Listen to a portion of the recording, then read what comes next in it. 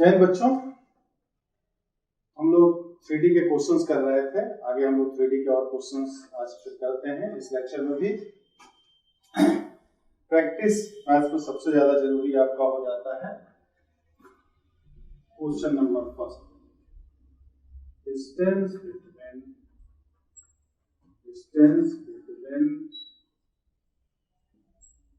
Plane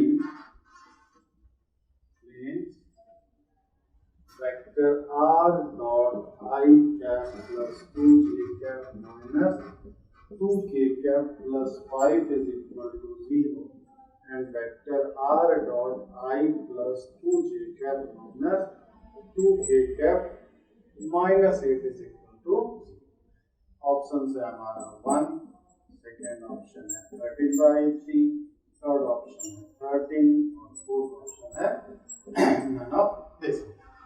तो अब अगर हम बात करें इसके, तो ये देखिए प्लेन का equation vector r dot n is equal to 0 d1 होता है और दूसरा रहे vector r dot n is equal to d2 हमारा। तो दोनों ये वेक्टर n जो होता है नॉर्मल वेक्टर होता है, तो दोनों वेक्टर का नॉर्मल वेक्टर अगर पैरेलल है, इसका मतलब दोनों प्लेन भी क्या होगा, आपस में पैरेलल होगा। इसके बीच जो डिस्टेंस का फार्मूला हम लोग पढ़े थे वो क्या पढ़े थे, d1 minus d2 upon mod of vector. तो कंपेयर करें तो ये वेक्टर n हो गया, प्लस 5 पे इधर जा करके माइनस 5 हो जाएगा, तो माइनस 5 माइनस 8 और इस वेक्टर n का मॉडुलस, वेक्टर n का मॉडुलस हमारा क्या हो जाएगा 1 प्लस 4 प्लस 4 यानी कि 13/3। यही हमारा क्या हो गया, आंसर हो गया। तो बस फार्मूला बेस्ड क्वेश्चन है, फार्मूला याद है, तुरंत आप लगा डालिए इसको। अगले सवाल, क्वेश्चन नंबर 2 की बात कह रहा था, equation of plane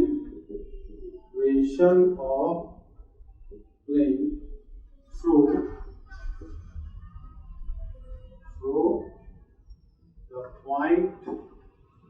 the point 2, 3, 1 and 4 minus 5, 3 and parallel to x-axis option से हमारा y minus 4z is equal to 7, y plus 4z is equal to 7, third है y plus 4z is equal to 9। तो सबसे पहले देखें कि point किसको satisfy कर रहा है हमारा। तो फर्स्ट वाले में रखेंगे, तो y की जगह 3 रखेंगे और z की जगह 1 रखेंगे, तो 3 माइनस 4 7 तो आएगा नहीं, मतलब गलत है हमारा। तो सेकेंड वाले में रखें, तो y की जगह 3 z की जगह 1, तो 3 प्लस 4 7 ये हो सकता है, ये भी नहीं होगा हमारा। अब देखें बी वाला सही है कि नहीं, बी वाला अगर हो गया तो ठीक, नहीं तो नन ऑफ दिस हो जाएगा। तो दूसरा पॉइंट रख करके देखें, y की जगह -5 रखेंगे और z की जगह जब 3 रखेंगे तो -5 प्लस 12 7 इसको भी सेटिस्फाई कर रहा है हमारा, तो मोस्ट प्रोबेबली यही आंसर होगा। अब x एक्सिस के पैरेलल है, तो इस प्लेन का जो डायरेक्शन रेशियोज है 1 0 0 है हमारा, और प्लेन के नॉर्मल का डायरेक्शन रेशियोज क्या है 0 1 और 4। तो अगर लाइन प्लेन के पैरेलल है, लाइन अगर प्लेन के पैरेलल है, तो प्लेन का जो नॉर्मल हो जाएगा हमारा वो क्या हो जाएगा, इसके परपेंडिकुलर होना चाहिए हमारा। क्या होगा, इसके परपेंडिकुलर होना चाहिए। तो x एक्सिस का डायरेक्शन कोसाइन ये है, प्लेन के नॉर्मल का ये है हमारा, दोनों आपस में परपेंडिकुलर कैसे चेक करेंगे, तो 1 into 0 0 ही आएगा, ये भी 0 ही आएगा, 0 into 4 0 भी आएगा। इसका मतलब कि x एक्सिस जो है इस प्लेन के नॉर्मल के परपेंडिकुलर है, यानी कि x एक्सिस प्लेन के क्या होगा, पैरेलल होगा। इसका मतलब बी वाला ही आंसर सही है, डी तक नन ऑफ दिस नहीं होगा। तो बिना कुछ सॉल्व किए आप इसका आंसर आसानी से बता सकते हो, बशर्ते कि हमारा कॉन्सेप्ट क्लियर रहे तो कहीं कोई दिक्कत नहीं आती है। क्वेश्चन नंबर 3 की बात, angle between line x plus 4y1 y minus 3y2 z plus 2y3 and x is equal to 3 y minus 1 is equal to minus 2 z is equal to 1. Yes, options है sin inverse 1 by 7, second option है cos inverse 2 by 7, third option है cos inverse 1 by 7, fourth option है आपका none of this. तो दो line है, दो line के बीच एंगल की जरूरत समस्या ही नहीं है। फार्मूला cos थीटा क्या था a1 a2, तो a1 b1 c1 a2 b2 c2 हो गया। तो 1 into 3 3, 2 into -2 -4, 3 into 1 अपॉन कितना हो गया 1 plus 4 plus 9 और 9 plus 4 plus 1 हो गया। 3 3 6 6 का 2/14 मतलब 1/7, तो थीटा बराबर कितना cos इनवर्स 1/7 हमारा क्या हमने लगाया cos theta is equal to a1 a2 plus b1 b2 plus c1 c2 upon root under a1 square plus a2 square b1 square plus c1 square root under a2 square plus b2 square plus c2 square वाला formula. हर जगह तो angle निकालने के उसी फार्मूले का use हो रहा है आपका। अब अगले सवाल पे आए, ये कह रहा है if the angle theta between the line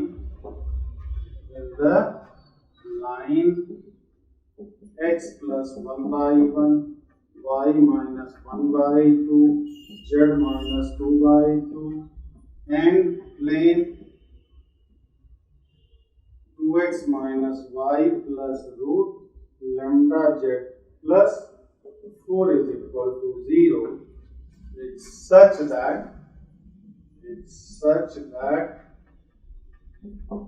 sin theta is equal to 1 by 3 and lambda first option दिया है हमारा -4 by 3, 3 by 4, -3 by 5 और 5 by 3। ये बताइए कि हमने क्या, एक लाइन है और एक प्लेन है, तो फार्मूला तो वही a1 a2 plus b1 b2 plus c1 c2 upon root under a1 square plus b1 square plus c1 square under root a2 square plus b2 square plus c2 square वाला ही लगता है। लेकिन दो लाइन या दो प्लेन के बीच में cos थीटा इस्तेमाल करते थे, एक लाइन और एक प्लेन के बीच में sin थीटा इस्तेमाल करेंगे। तो sin थीटा a1 a2 क्या हो जाएगा 1 into 2 2, इसका कोएफिशिएंट -1 है तो -2 और प्लस 2 रूट लैम्डा अपॉन कितना 1 plus 4 plus 4 और 4 plus 1 plus रूट लैम्डा का स्क्वायर लैम्डा हो गया।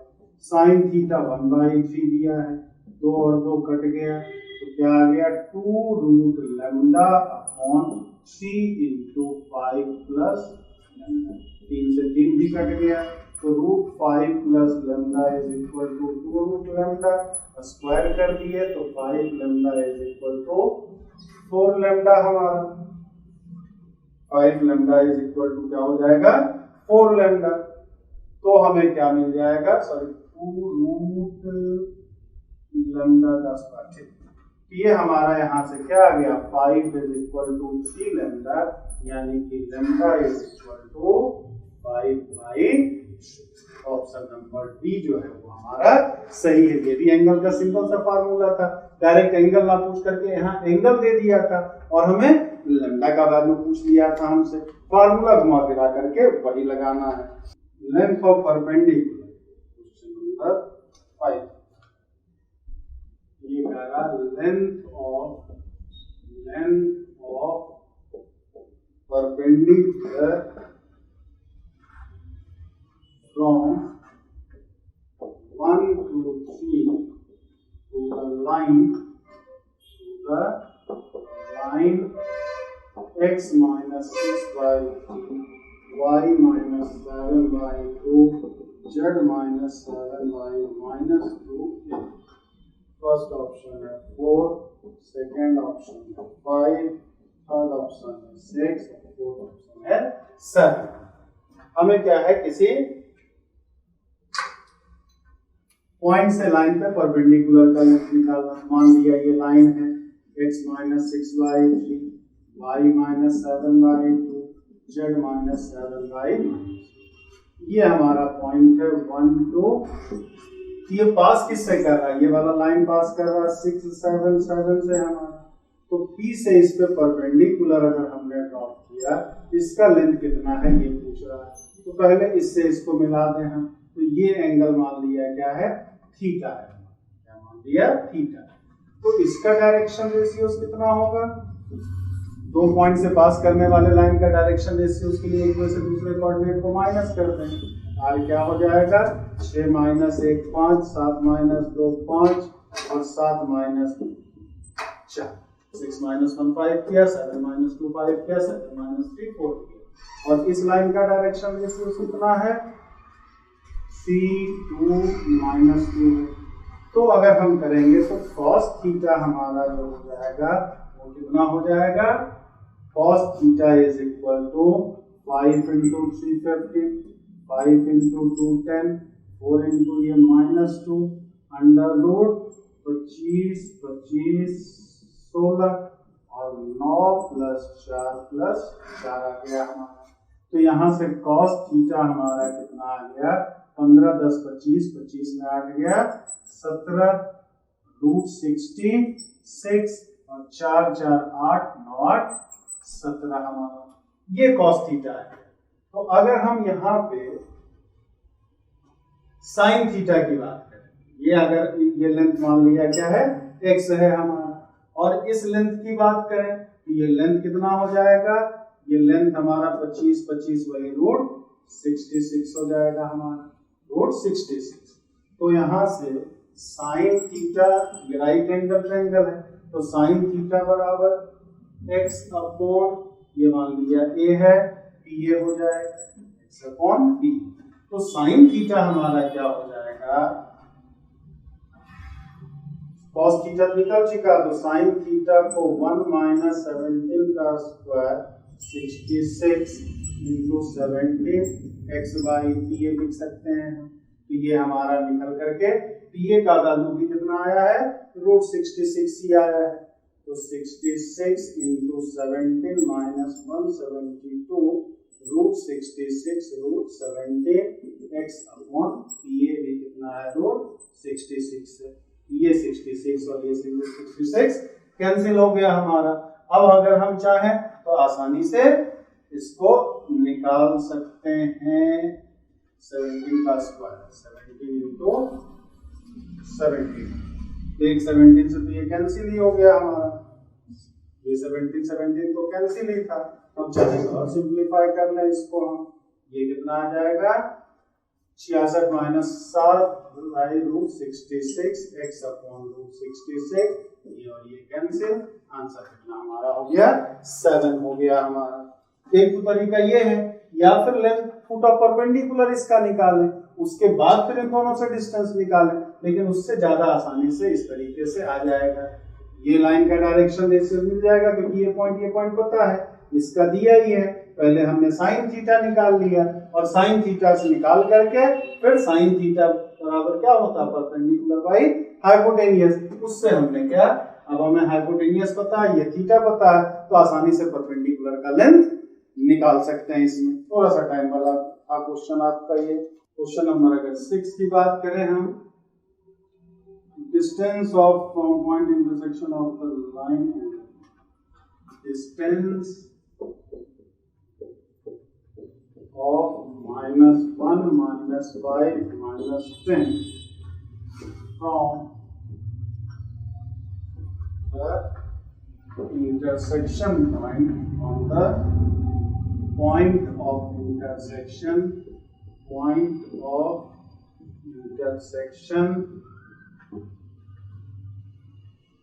of the line x minus 2/3, y plus 1/4, z minus 2/12, and the plane x minus y plus z is equal to, options हमारे पास हैं 10, second में 8, third में 21, D में 30। तो हमें क्या करना है, तो सबसे पहले तो लाइन और प्लेन का इंटरसेक्शन पॉइंट निकालना होगा। तो ये हमारा प्लेन है और ये लाइन दिया है, तो ये इंटरसेक्शन पॉइंट का कोऑर्डिनेट निकालना। तो इस लाइन पे किसी भी पॉइंट का कोऑर्डिनेट मान लिया, लेट m इज, मान लिया कैसे निकालते थे, मान लिया इतना बराबर लैम्डा, तो 3 lambda plus 2, 4 lambda minus 1, 12 lambda plus 2 हमारा। लेकिन ये क्या होगा, प्लेन के इक्वेशन को भी सेटिस्फाई करेगा, m also on the plane. m तो हमारा क्या है, प्लेन पे भी है, तो प्लेन के इक्वेशन को सेटिस्फाई करेगा। तो 3 lambda plus 2 minus 4 lambda plus 1, 12 lambda plus 2 is equal to 5।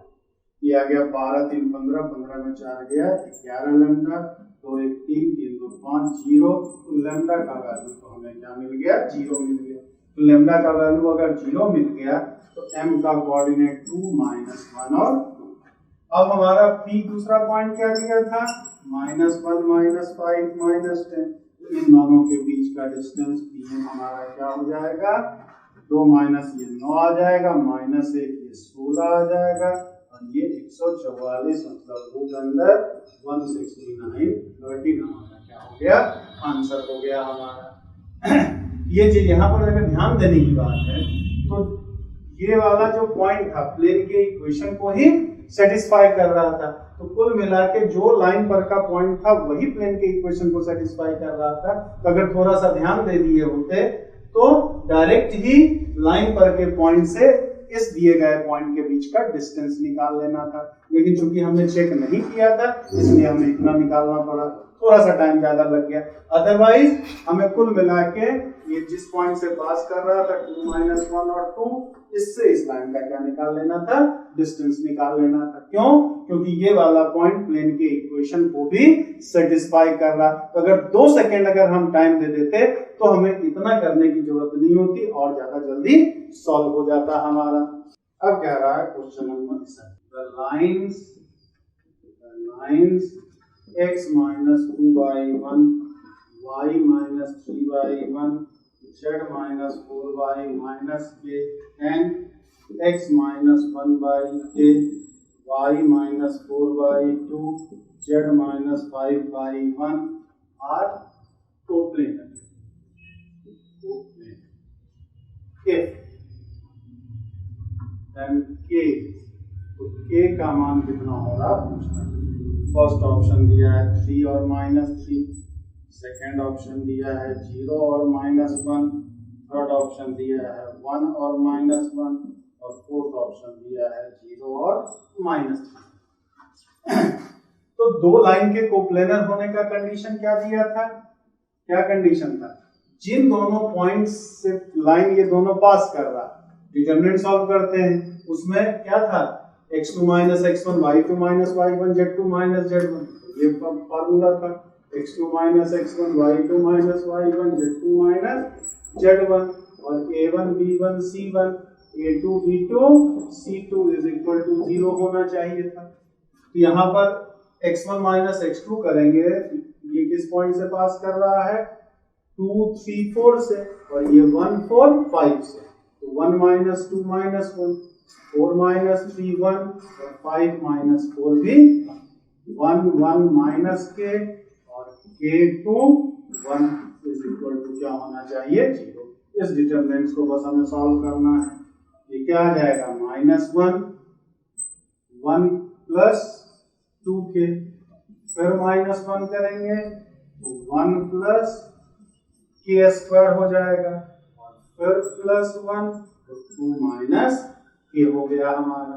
तो -1 - 2k -1 minus k square plus 2 minus k is equal to 0। ये और ये तो कैंसिल हो गया हमारा, k square plus 3k is equal to 0, k common लिया, k plus 3 is equal to 0। तो k का वैल्यू या तो 0 आएगा या तो -3। 0 होगा तो भी कोप्लेनर होगा, -3 होगा तो भी ये दोनों लाइंस क्या हो जाएंगे, कोप्लेनर हो जाएंगे। तो बस अगर ये फार्मूला याद है, बस एक छोटा सा डिटरमिनेंट्स आपको सॉल्व करना है और कुछ करने की जरूरत नहीं थी इसमें। क्वेश्चन नंबर 8 की बात करें। A plane which passes through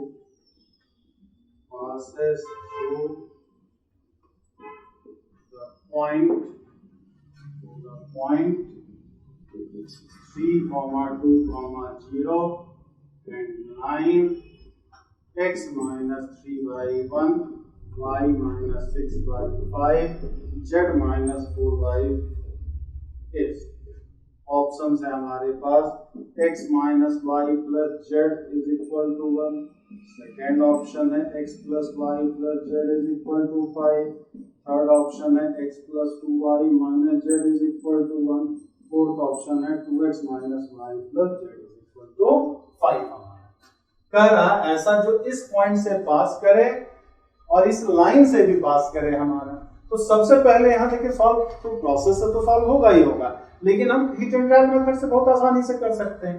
तो इस पॉइंट से पास करने वाला पहले इस पॉइंट को तो देख लेगा करके। तो पहले देखेंगे 3 माइनस 2 1 ये हो सकता है, 3 प्लस 2 0 ये भी हो सकता है, यहाँ 3 प्लस 2 2 4 3 7 ये तो ऐसे ही गलत हो गया। इसमें रख के देखें 3 2 6 6 माइनस 2 4 ये भी गलत हो गया हमारा। तो इस पॉइंट से यही दोनों प्लेन पास कर रहा है। अब ये दोनों प्लेन पास कर रहा है, तब इन दोनों में आगे चेक करें। तो ये वाला लाइन जो है किससे पास कर रहा है 3, 6, 4। अगर पूरा लाइन ही प्लेन में होगा तो ये पॉइंट भी तो इस प्लेन के इक्वेशन को सेटिस्फाई करना चाहिए। तो रख के देख लें। तो पहले हम रखेंगे 3 माइनस 6 3 गलत हो जाएगा। इसमें रखेंगे 3 2 0 passes through and the line। ये अगर हम देखें तो 3 भी है 6 भी है, तो 3 माइनस 6 माइनस 3 माइनस 3 प्लस 4 1 आ जा रहा है, ये आ रहा है। इसमें रख के देखेंगे तो सेटिस्फाई नहीं करेगा, ये भी गलत हो गया हमारा। बस हो गया काम हमारा खत्म, आगे कुछ करने की जरूरत ही नहीं है। अगर ये भी सेटिस्फाई कर देता तब हम देखते। अब यहाँ देखो x का कोएफिशिएंट 1 है, -1 है, 1 है, तो 1 into 1 1, 5 into -1 -5, 4 into 1 4, ये भी 0 आ जाएगा। तो प्लेन के नॉर्मल जो होगा वो लाइन पर क्या हो गया परपेंडिकुलर होना चाहिए था, जो कि हो रहा है हमारा यहाँ पर। लेकिन ये चेक करने की जरूरत ये नहीं पड़ रहा है, क्योंकि ये वाला पॉइंट केवल इसी प्लेन में है, बाकी तीनों में किसी में है ही नहीं, इसलिए हमें आगे चेक करने की जरूरत नहीं है, हमें ऑब्जेक्टिव क्वेश्चन सॉल्व करना था। चलिए ये आपका 3D के सारे क्वेश्चन उम्मीद करते हैं इससे ज्यादा आपका एनडीए एयरफोर्स नेवी में आपका क्वेश्चन नहीं पूछा जाना है, तो आराम से इन चीजों को आप कर सकते थे। चलिए 3D चैप्टर आपका कंप्लीट हो गया, वेक्टर एंड 3D दोनों का है। और फिर आगे हम लोग कोर्सेज की बात करें, अलजेब्रा स्टार्ट करेंगे नेक्स्ट लेक्चर में। जय हिंद जय।